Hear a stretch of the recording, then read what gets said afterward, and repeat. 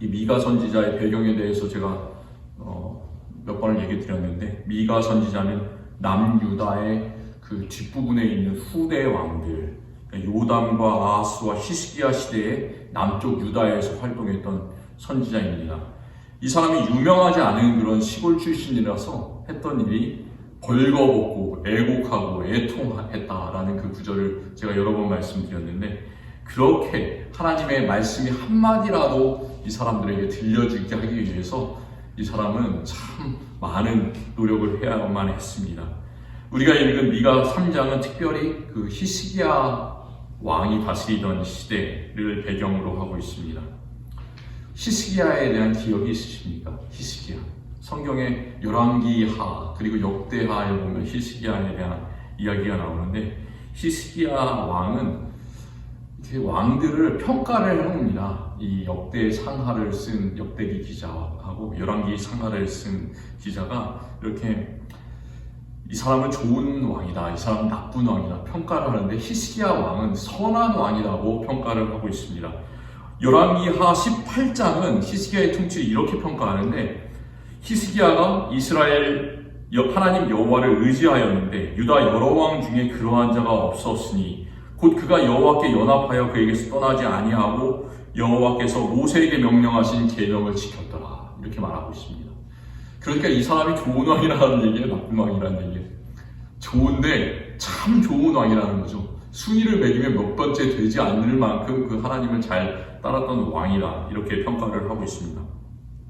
실제로 그가 좋은 일을 많이 했어요.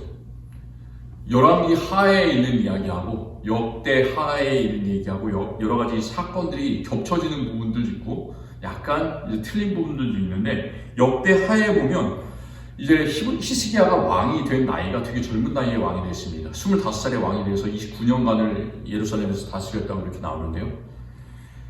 처음에 왕이 되자마자 성전을 깨끗하게 하는 일을 합니다. 여러 산당들을 제거하는 일들을 하고 우상 숭배를 금지시키는 일을 했습니다. 그런데도 불구하고 사람이 참, 저도 마찬가지고 우리 성도들도 마찬가지겠지만 한결같으면 좋을 텐데 사람이 교만해요. 그래서 한결같이 못하고 이렇게 이 왕에 대해서 열왕기하에서 평가할 때도 하나님을 의지하고 이런 왕이 없었다라고 얘기를 하는데도 말년에 가서 실수를 하고 한결같이 못한 것을 보게 됩니다. 그가 한번 중병에 걸렸습니다. 그래서 중병에 걸렸을 때 하나님께 간절히 성전 벽을 이제 머리를 대고 기도하면서 15년간 수명을 하나님께 연장을 받았습니다. 얼마나 기뻐요. 자기의 삶이 이제 원래 죽었어야 되는데 새로 살아났으니까 얼마나 기쁘겠습니까? 그런데 이 15년간에 하나님만을 높이는 일을 해야 될 텐데, 여러분 같으면 어떻게 하겠습니까? 한번 내가 죽었다가 살아났다, 하나님만을 높이면서 살겠습니까? 저도 죽었다가 한번 살아났는데요, 엑스트라 라이프를 살고 있잖아요. 그런데도 불구하고 이게 하나님만 높이면서 살아야 되는데 그러지 못할 때가 참 종종 많습니다.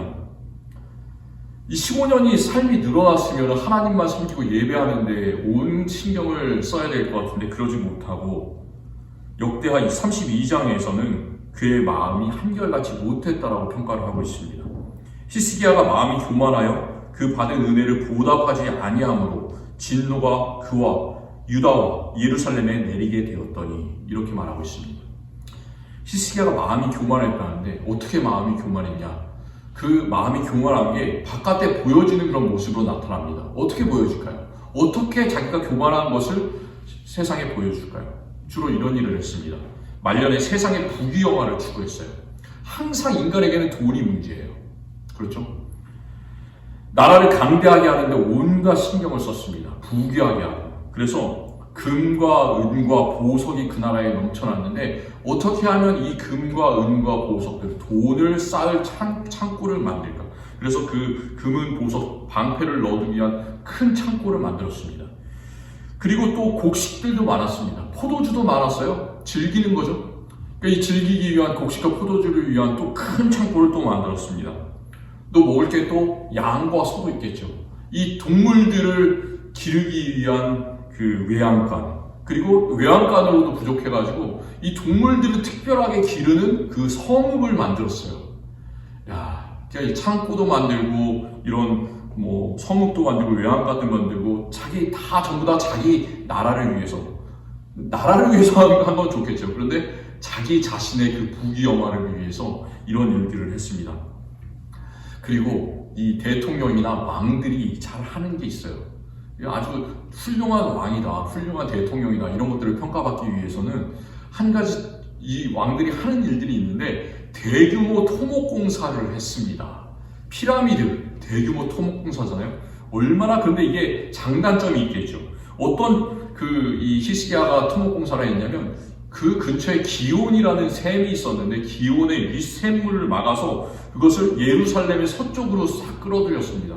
그러니까 예루살렘에 사는 사람들은 참 좋겠죠. 이제 수돗물이 막 공급되는 거잖아요. 물을 마음대로 쓸 수 있는 거잖아요.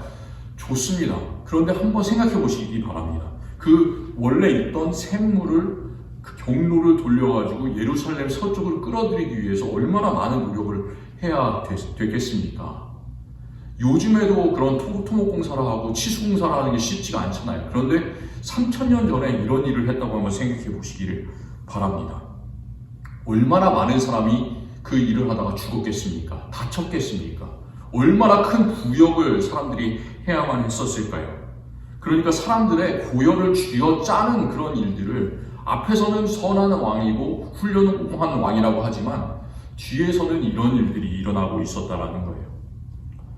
그리고 그는 마음이 교만해가지고 자기가 한 그 업적들을 다 보여주기 위해서 노력을 합니다.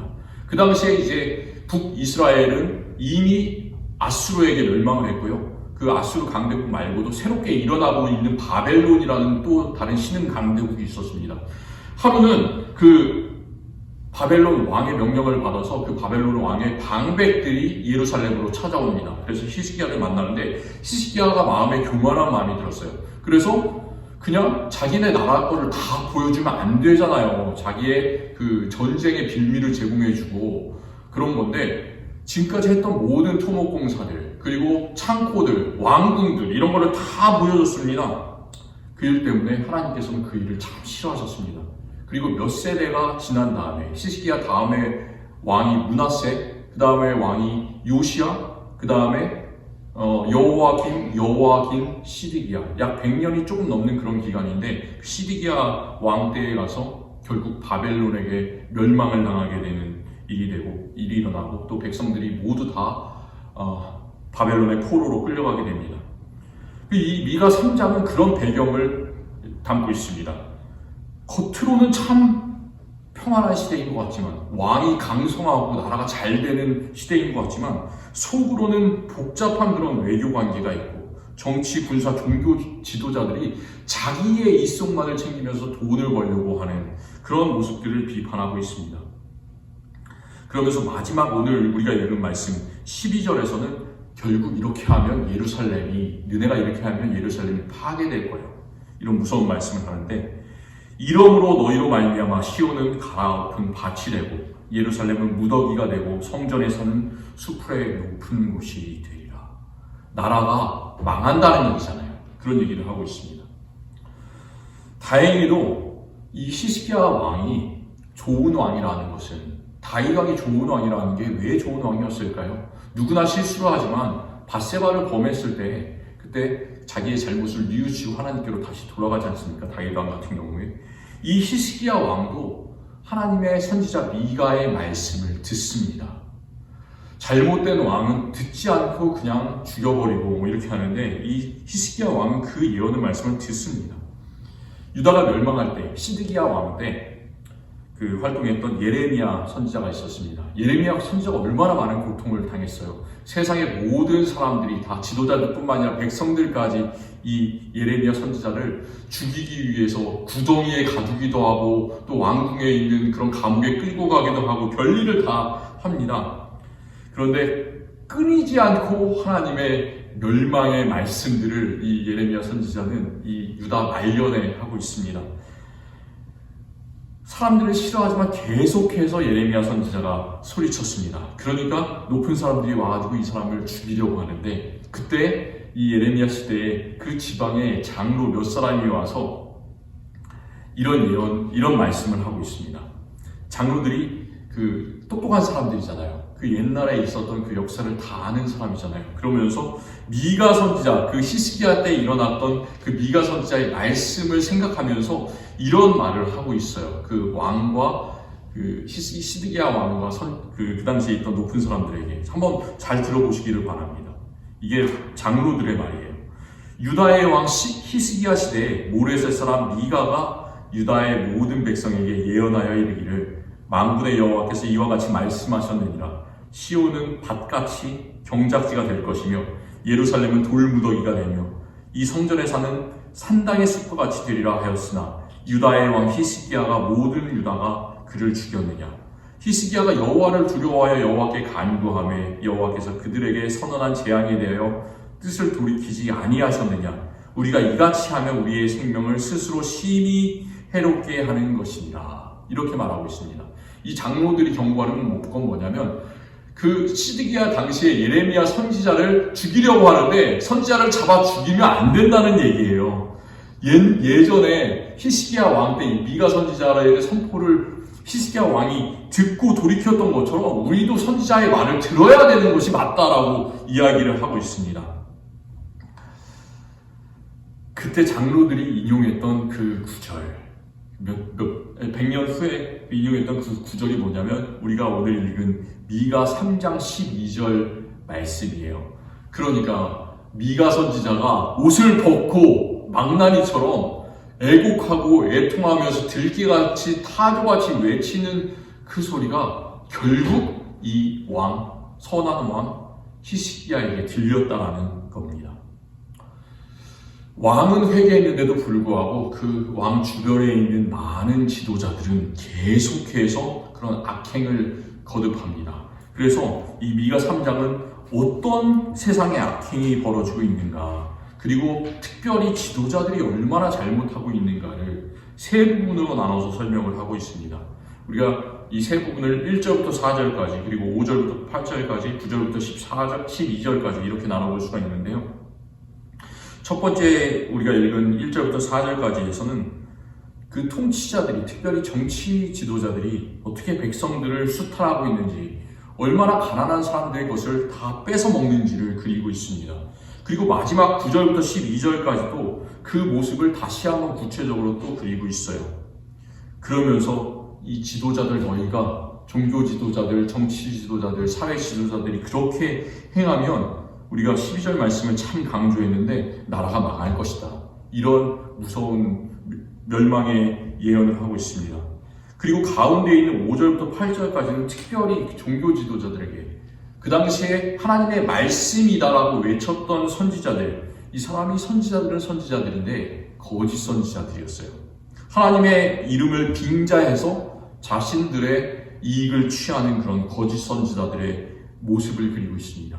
그리고 그와 비교되는 한 사람, 8절 말씀에서는 미가 선지자의 선포의 모습을 그리고 있습니다. 히스기야 시대에 많은 토목공사를 했었는데 그것이 바로 10절 말씀에서 그리고 있어요. 10절 말씀은 시온을 피로 예루살렘을 죄악으로 건축하는도다.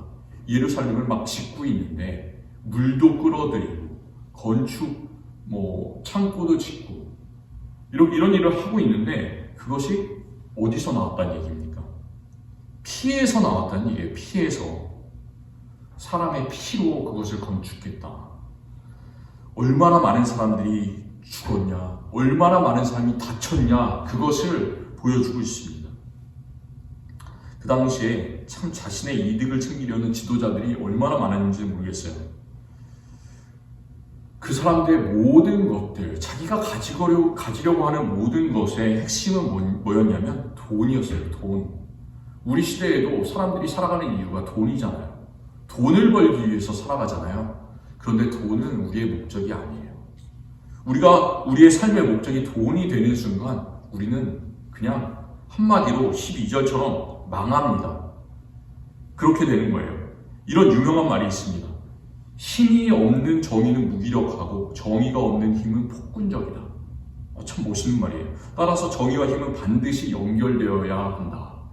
여기서 이게 어디 나오는 말이냐면 그 17세기의 철학자 파스칼의 팡세에 나오는 그런 이야기인데요.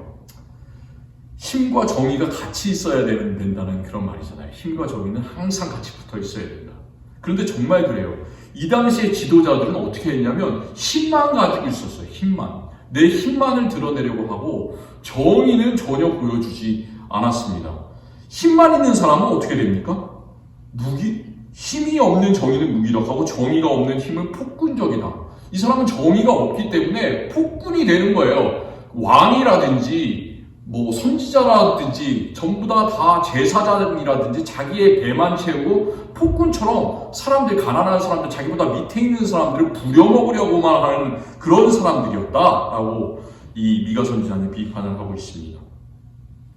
그래서 1절 말씀이 이렇게 말하고 있어요. 정의를 아는 것이 너희의 본분이 아니냐. 힘이 있는 사람은 정의도 같이 있어야 될 텐데 너희가 정의는 어디다 도대체 팔아먹은 거냐? 왜 정의가 너희에게는 하나도 없냐라고 말하고 있습니다. 그들이 과연 정의를 다 어디다가 팔아먹었을까요? 그 모습을 2절과 3절에서 아주 여실하게 보여주고 있습니다. 2절과 3절의 말씀을 한번 우리가 그림으로 그려보면 참 끔찍해요. 공포영화 보기가 참 두렵잖아요. 왜냐면 가끔가다 피가 확 쏟고 갑자기 귀신이 나오고 이런 게 공포영화지 않습니까? 좀비 영화들. 근데 그런 것을 보는 것 같습니다. 어떻게 하냐면 백성들의 가죽을 벗긴대요. 사람이 있는데 가죽을 벗겨. 얼마나 끔찍합니까? 뼈에서 살을 뜯어요. 그래서 그들의 살을 먹고 또 뼈를 꺾습니다. 그래서 그 뼈를 또 다집니다. 냄비와 솥에 담아요. 그리고 그것을 고기처럼 갈아 먹는다라고 얘기를 합니다. 어떻게 성경에 이렇게 무서운 말씀이 있을 수 있을까? 이 모든 과정들, 이 지도자들이 하는 모든 과정들을 생각해 본다면 그것은 공포영화 한 장면보다 훨씬 더 심한 그림을 미가 선지자가 그리고 있습니다. 식인종을 보는 거잖아요, 이게. 사람들이 바로 이 지도자들이 하는 일이 식인종이다라고 얘기를 하고 있습니다. 왜 이 정의를 가지고 힘을 동시에 가진 이 사람들이 이렇게 해야 되는 자기의 자비로운 모습을 하나님의 뜻대로 보여줘야 되는 이 지도자들이 왜 이렇게 모질게 행할까? 그게 바로 모든 것이 다 돈 때문이다. 이렇게 말하고 있습니다. 오늘 우리가 읽은 말씀 11절에서는 우두머리들은 뇌물을 위하여 재판하며, 우두머리는 정치 지도자겠죠. 사회 지도자겠죠.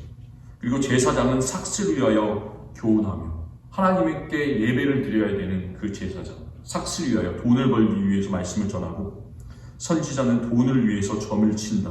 이렇게 말합니다. 근데 여기서 말하는 뇌물, 삭, 돈 모두 다 똑같이 더러운 돈을 말하죠. 6절에서는 선지자라는 말이 나옵니다. 그리고 또 7절에는 선견자라는 말이 나와요. 선지자랑 선견자랑 다른 말인 것 같은데 같은 말입니다. 선견자는 미리 하나님의 뜻을 미리 보는 사람, 선지자는 하나님의 뜻을 미리 아는 사람, 하나님의 말씀을 미리 알고 보고 전하는 자, 이런 사람이 선지자고 선견자인데, 이런 사람들이 오직 하나님의 말씀을 받고 전해야 되잖아요. 그런데 이들의 행태를 3장 5절부터 7절 사이에 이렇게 말하고 있어요. 5절에 그들의 모습이 나오는데, 이에 물 것이 있으면 평강을 외친다. 이에 물 것. 그러니까 이빨에 뭔가 물 것이 있으면 평강을 외친다. 자기가 배가 부르고 고기를 뜯고, 그러니까 사람들의 살을 갈아먹고 이럴 경우에 자기의 배가 이렇게 풍성하게 채워지면 축복합니다. 평화가 있을 것입니다. 이런 말을 외친다라는 거죠. 그리고 음식과 돈을 받으면 그것을 주는 사람을 축복하고 평안을 빌어주는데, 반대로 입에 무엇을 채워주지 않으면 어떻게 하냐? 전쟁을 준비한다는 거죠. 평안하다. 하나님께서 여기 계신다. 좋은 말을 이렇게 하는 것이 아니라 재앙이 우리에게 임하지 않을 것이다. 괜찮을 거야. 축복합니다. 이런 얘기 하는 것이 아니라 너 뭐야? 이렇게 그러면서 반대로 심판의 그런 막말을 한다는 거죠. 오직 자기 자신의 사리사욕만을 채우고자 하는 그런 종교 지도자의 모습을 잘 보여주고 있습니다. 이런 정치 지도자, 종교 지도자 하나님께서 어떻게 심판하실까요? 하나님께서는 가장 무서운 심판을 하시는데 12절에서 있는 심판도 참 무섭지 않습니까? 너희로 말미암아 시온이 가없는 밭이 될 것이다. 모든 것이 황폐해질 것이다. 참 무서운 말씀인데 이것보다 더 무서운 심판을 하나님께서는 이들에게 말씀하십니다. 정치를 잘하기 위해서는 어떻게 돼요? 그리고 교회를 잘 다스리고 하나님께 잘 예배하기 위해서는 어떻게 해야 됩니까? 하나님의 말씀을 들어야 되잖아요. 그런데 하나님이 가장 무서운 심판이 무엇이냐면 침묵이라는 심판이에요. 침묵. 하나님께서는 침묵하실 것이다. 그렇게 말씀하십니다. 오늘 4절 말씀에서는 그때 그들이 여호와께 부르짖을지라도 응답하지 아니하시고 그들 앞에 얼굴을 가리시리라. 막 다른 나라가 쳐들어와요. 우리가 전쟁을 해야 됩니까? 안 해야 됩니까? 하나님께서 그때마다 다윗 같은 그런 하나님의 말씀을 공경하는 사람에게는 말씀해 주시잖아요. 지금은 전쟁하러 나가라라고 말씀해 주시는데 그런 정치 지도자에게 그들이 여호와께 부르짖을지라도 응답하지 아니하신다. 또 그들 앞에 얼굴을 가리신다 말씀하고 있습니다. 우리 사람이 하나님께 나아가지 않고 하나님께 얼굴을 가리는 것이 아니라 하나님 스스로가 얼굴을 가리시면서 보여주시지 않으신다는 말이에요. 계시해 주지 않는다는 말씀입니다. 우리가 하나님께 아무리 울부짖어도 하나님께서 우리에게 얼굴을 가리시면 어떻게 될까요? 우리는 전혀 기도 응답을 받지 못합니다. 하나님의 말씀 전혀 듣지 못합니다. 그런데 하나님께서 그렇게 행하신다고 말씀하세요. 정치 지도자에게. 또 하나님께서는 종교 지도자에게도 7절에서 선견자가 부끄러워하며 술객이 수치를 당하며 다 입술을 가릴 것은 하나님이 응답하지 아니하심이거니와 이렇게 말하고 있습니다. 목사가 기도하면 하나님의 말씀이 들려야 되잖아요. 하나님께서 말씀을 주셔야지 또 말씀을 전하는데 그렇게 안 해주신다라고 말씀을 해주세요. 무서운 말씀을 해주십니다. 하나님께서는 원래 어떤 분이십니까? 하나님께서는 우리에게 너무나 자비로우시고 너그러우시고 언제나 우리와 가까이 하시고 모든 기도에 다 응답하시는 하나님이라고 말씀하지 않으십니까? 그래서 시편 50편 15절에서 아삽의 시인데 환난 날에 나를 부르라 내가 너를 건지리니 너가 나를 영화롭게 하리로다. 환난 날에 나를 부르면 내가 기도에 응답해 주겠다. 건져 주겠다. 구원해 주겠다. 하나님의 말씀이에요. 그런데 하나님께서 불순종하는 백성들에게는 어떻게 하신다고요? 얼굴을 숨겨버리신다고요. 지도자들에게, 정치 지도자들에게, 종교 지도자들에게, 그리고 우리 자신들에게도 하나님께 불순종하는 사람에게는 대답하지 않으신다고, 얼굴을 숨기신다고 말씀하십니다. 신명기 31장에서 하나님께서 또 똑같은 말씀을 하십니다. 또 그들이 돌이켜 다른 신들을 따르는 때는 악행으로 말미암아 내가 그때 반드시 내 얼굴을 숨기리라. 이 신명기 31장 말씀은 그 당시에 애굽을 탈출해서 이제 요단강을 건너려고 하는 그런 백성들에게만 말씀하시는 그런 말씀이 아니라 신명기는 계속해서 그 가슴 속에 이스라엘 백성들이 새겨야 되는 그런 말씀이잖아요. 그러니까 모든 시대에 걸쳐서 이제 왕들이 다스릴 때도 그렇고 포로로 끌려갈 때도 그렇고 계속해서 하나님께서 말씀하시는 그 말씀이 신명기의 말씀이에요. 하나님께서 얼굴을 숨기시는 이유는 나로 돌이켜서 너희들이 악행으로 말미암아 다른 신들을 따르기 때문이다. 그런 말씀이죠. 참 이 세상이 혼란해요. 하나님을 섬기는 사람이 점점 줄어들고 있습니다. 실제로 사사시대에 그런 구절이 나오죠. 마지막에 엘리 제사장이 하나님을 섬길 때에 엘리 제사장이 하나님의 이상을 잘 보지 못했다라는 구절이 나오잖아요. 여호와의 말씀이 희귀하여 이상이 흔히 보이지 않았더라. 그가 눈이 어두워서 이제 나이가 많아서 눈이 어두워서 이상이 희미했을 수도 있지만 이 말은 그가 눈이 어두워서 하나님의 말씀을 듣지 못했다라는 그런 말이 아니라 영적으로 하나님의 말씀을 듣지 못했다라는 구절이죠. 하나님의 말씀이 희귀해서 이상이 흔히 보이지 못했더라. 그러니까 제사장이 그 말씀을 보지 못하니까, 듣지 못하니까 백성들은 오죽하겠어요. 어느 사람도 하나님의 말씀을 듣지 못하니까 사사시대의 비극이 일어나는 거죠. 사사시대의 그 중심 구절이, 사사기의 중심 구절이 그런 거잖아요. 왕이 없으므로 사람이 자기 멋대로 행하였더라. 그 구절이 계속 나오는데 진정한 왕 하나님의 소리를 듣지 못하니까 백성들이 자기 마음대로 행했더라. 그렇게 말하고 있습니다. 이렇게 하나님께서 말씀하시지 않기 때문에 그 당시에 선지자들은 이상한 수단을 써서 하나님의 뜻을 알려고 했습니다. 예전에 그 사울 첫 번째 왕이 이제 막 다윗이 자기 마음속에 다윗이 있고 다윗이 다음 왕이 될 것이라는 것을 알았잖아요. 마음이 참 불안하고 그러니까 어떻게 했습니까? 그러니까 자기는 하나님의 말씀을 전혀 듣지 못하고 전에는 하나님께서 말씀해 주셨는데 전혀 듣지 못하니까 엔돌이라는 작은 마을로 가서 거기에 있는 노파 점치는 그런 여자를 불러가지고 사무엘을 불러내라 이렇게 말해가지고 사무엘을 만나지 않습니까? 그런 수단을 선지자들도 쓰는 거예요. 그래서 어떻게 얘기하냐면 이상을 꿈속에서 보려고 하고 6절에서는 점을 치려고 했다라고 합니다. 그러니까 선지자들은 기도하고 하나님의 말씀을 잘 받아들여야 되는데 그게 아니라 하나님이 그냥 보이지 않기 때문에 점을 쳐서 하나님의 뜻을 알려고 하는 그게 바로 이 당시 선지자의 모습이었습니다. 그런데 어떻습니까? 하나님께서는 그런 사람들에게 전혀 응답하지 않으십니다. 종교 지도자들도 썩었고 정치 지도자들도 썩었고 세상의 모든 지도자들이 그렇게 자기의 배만을 불리려고 하는 그런 상황인데 진정한 하나님의 선지자가 한 명 있었죠. 그 사람이 바로 이 미가 선지자입니다. 다른 사람들은 다 돈을 받고 가짜 평화를 외치는데 이 미가는 8절에서 이렇게 선포하고 있습니다. 다른 말이 전부 다 안 좋은 말인데 정말 진흙과 같은 그런 가운데서 8절 말씀은 진짜 반짝반짝 빛나는 보석과 같은 그런 말씀입니다. 우리 8절 말씀 같이 한번 읽어봤으면 좋겠습니다.